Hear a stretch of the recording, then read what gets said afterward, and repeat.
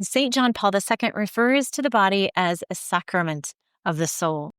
It's a visible sign of an invisible reality. And while these are beautiful and important teachings, have you been taught how to live them out as you go through your daily life? In positions of leadership, whether that's as a CEO or the executive director of a nonprofit, or maybe it's in your parenting and home life.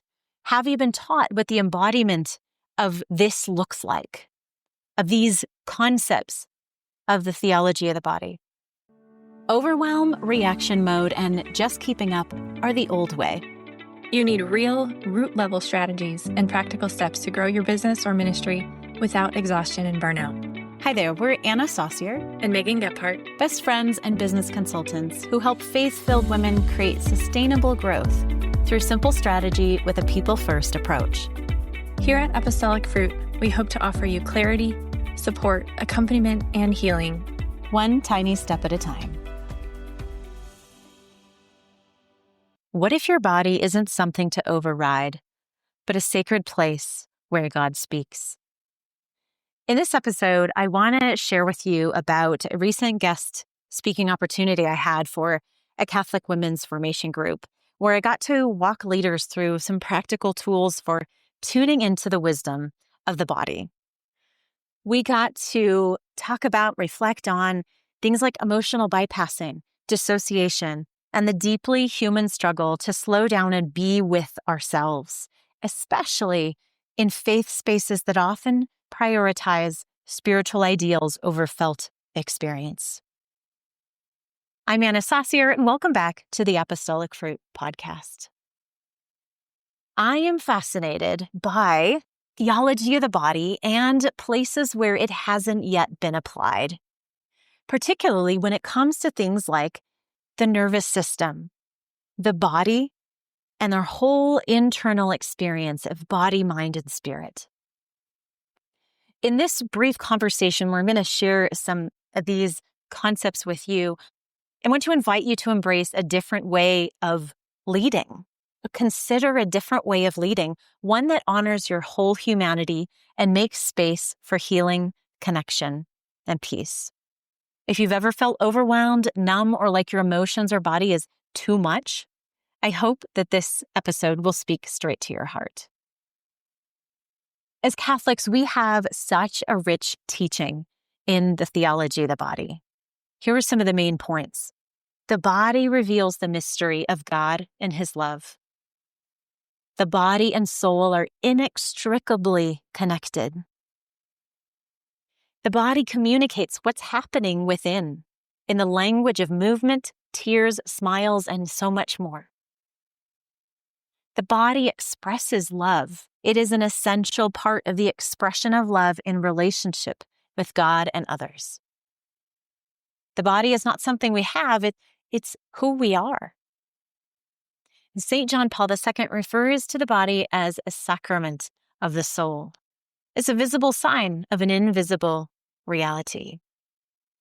And while these are beautiful and important teachings, have you been taught how to live them out as you go through your daily life? In positions of leadership, whether that's as a CEO or the executive director of a nonprofit, or maybe it's in your parenting and home life, have you been taught what the embodiment of this looks like, of these concepts of the theology of the body? What does it look and feel like in daily life to not bypass our own emotions or those of others? What if your body and what you're feeling isn't something to override or manage your emotions? We've all heard that before, to manage your emotions.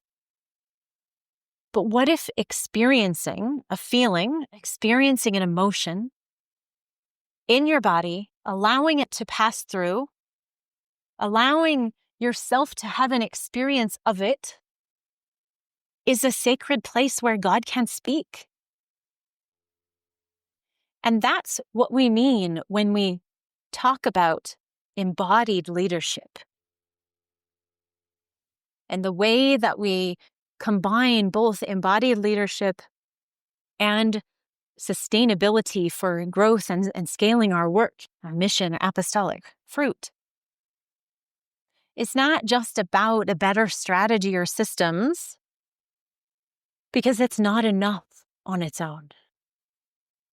It's very much a both and, where we want to build solid, sustainable strategy, systems, rhythms, and operations alongside the way that you work and lead and grow and live, ideally in an embodied way. When I got to have that guest speaking experience a few weeks ago, I want to share with you some of the feedback that the women shared with me afterward. It was surprising to learn that our bodies absorb so much more than I thought. Being aware of my feelings versus judging them was enlightening. It was surprising how often I attempt to bypass my own body. What struck me was the idea of paying attention to what my body is feeling, not just what my emotions and thoughts are.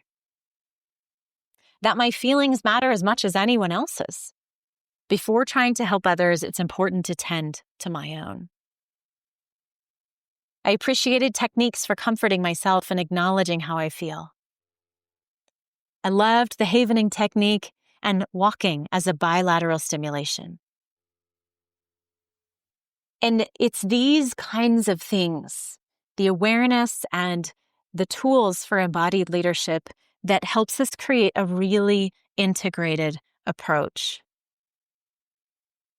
And this is what we teach.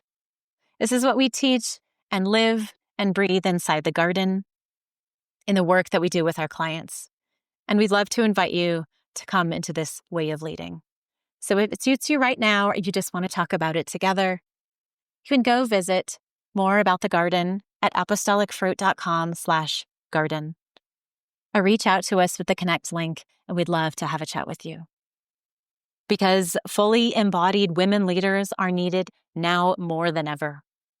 And when we learn to embody who we are as women, we can be fully alive with the innate feminine genius and be God's receptive, generous presence in the world. It's all already there inside you. We just need to unlearn or shed everything that it's not. And I cannot imagine anything the world needs more. We hope you loved today's episode. If so, would you take a moment to share it with a friend? If you haven't already, come connect with us human to human at apostolicfruit.com/connect.